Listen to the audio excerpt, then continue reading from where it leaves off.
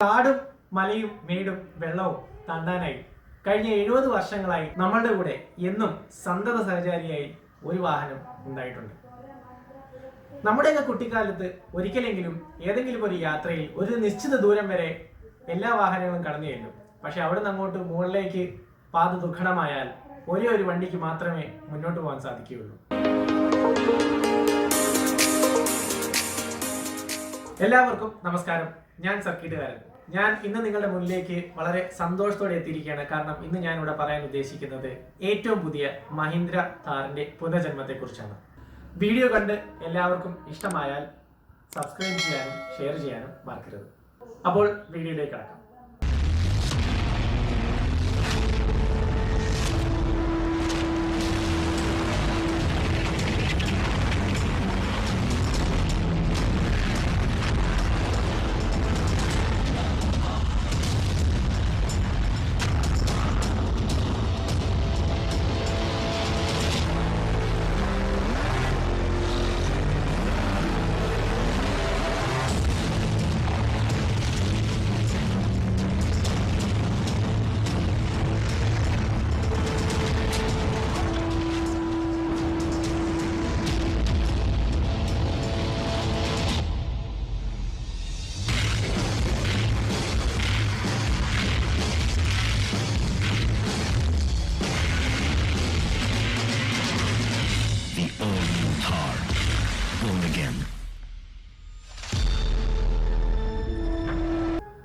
പഴയ താർ നമുക്കെല്ലാവർക്കും സുപരിചിതനാണ്.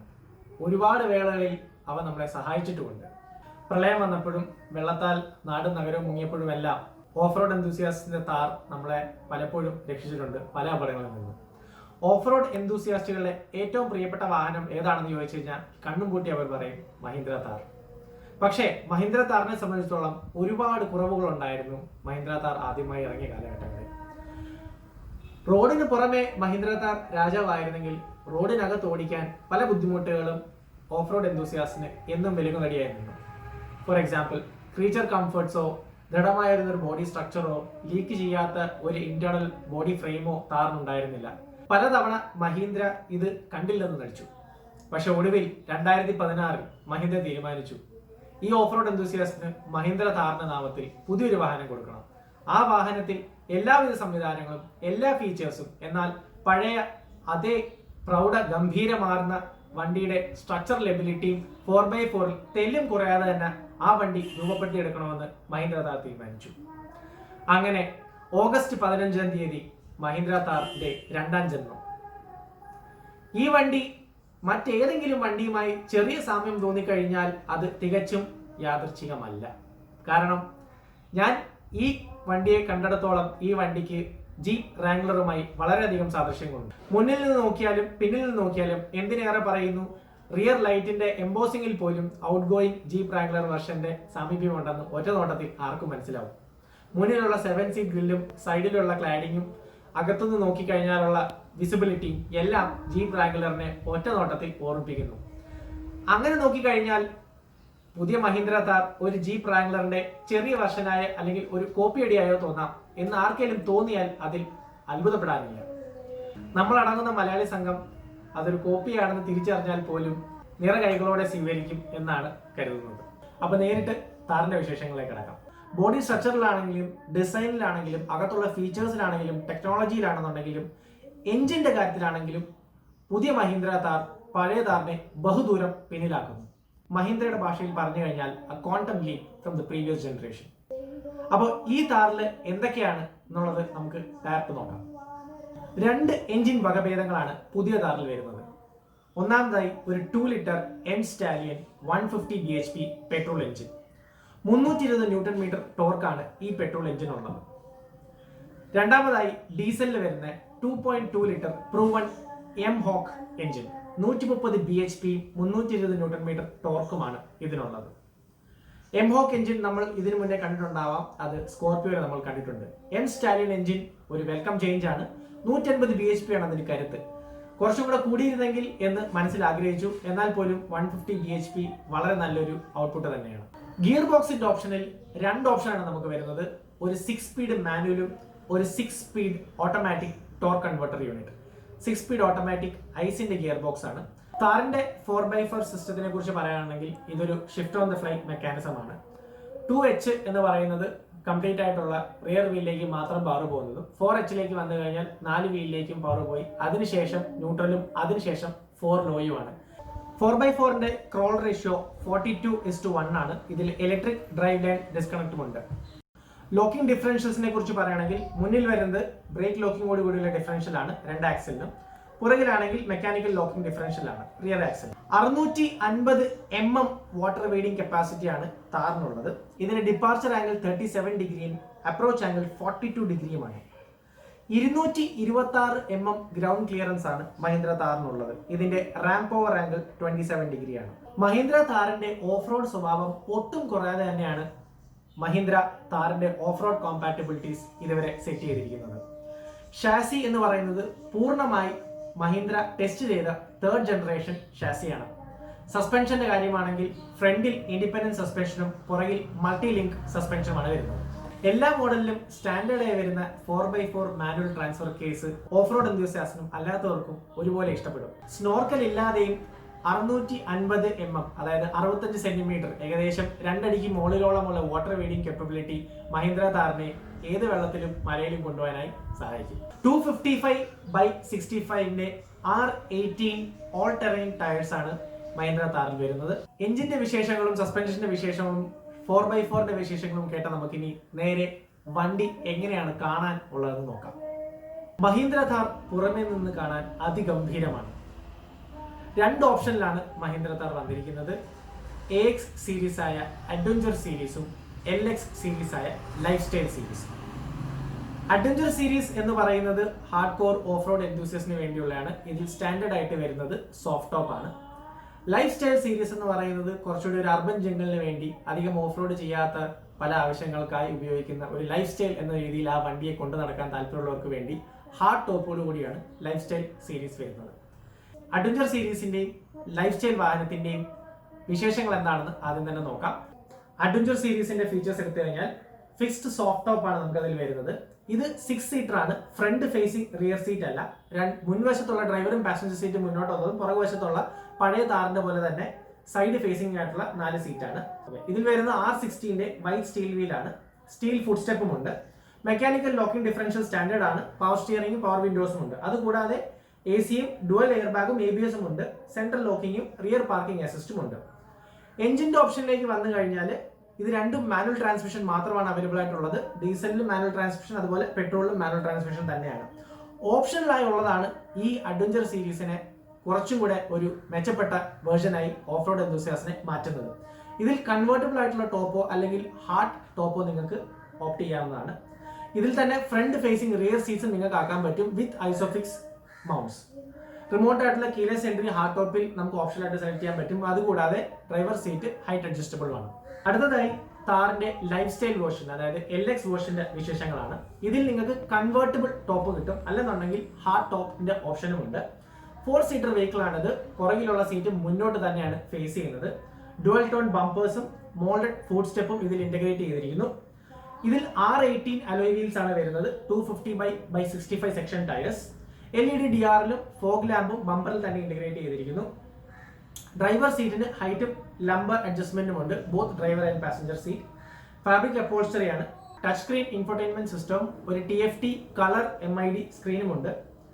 അതുകൂടാതെ താറിന്റെ ഹൈലൈറ്റ് നമ്മൾ കുറച്ച് കഴിഞ്ഞ് അതിലേക്ക് വരും. താറിന്റെ ഹൈലൈറ്റ് ആയ ഒരു റിയൽ ടൈം അഡ്വഞ്ചർ സ്റ്റാറ്റ് കാണിക്കുന്ന ഒരു സ്ക്രീനും ഇതിലുണ്ട്. അത് ഇൻഫോർടൈൻമെന്റ് സിസ്റ്റത്തിൽ തന്നെയാണ് വരുന്നത്. അതുകൂടാതെ ടയർ പ്രഷർ മോണിറ്ററിംഗ് സിസ്റ്റവും ടയർ ഡയറക്ഷൻ മോണിറ്ററിംഗ് സിസ്റ്റവും ഉണ്ട്. എഞ്ചിൻ ആൻഡ് ട്രാൻസ്മിഷൻ ഓപ്ഷനിൽ ഇത് ഡീസലിൽ വന്നിട്ട് മാനുവലും ഓട്ടോമാറ്റിക്കും ഉണ്ട്.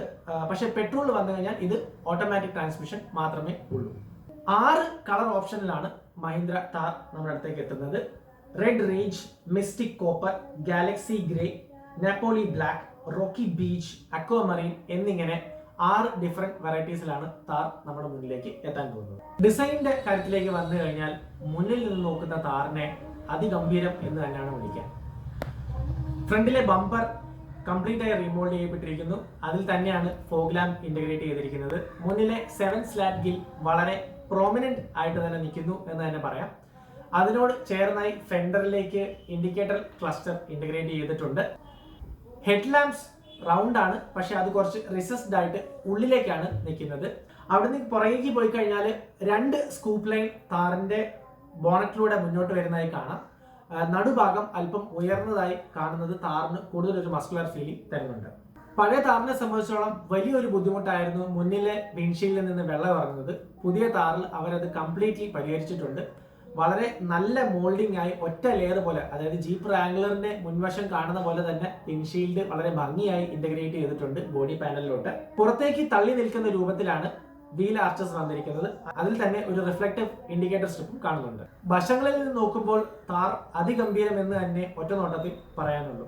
മുന്നിലുള്ള വീൽ ആർച്ചസ് ട്രപ്പീസോയിഡ് ഷേപ്പിലാണ്, പുറകിലുള്ള വീൽ ആർച്ചസ് സർക്കുലർ ഷേപ്പിലാണ്.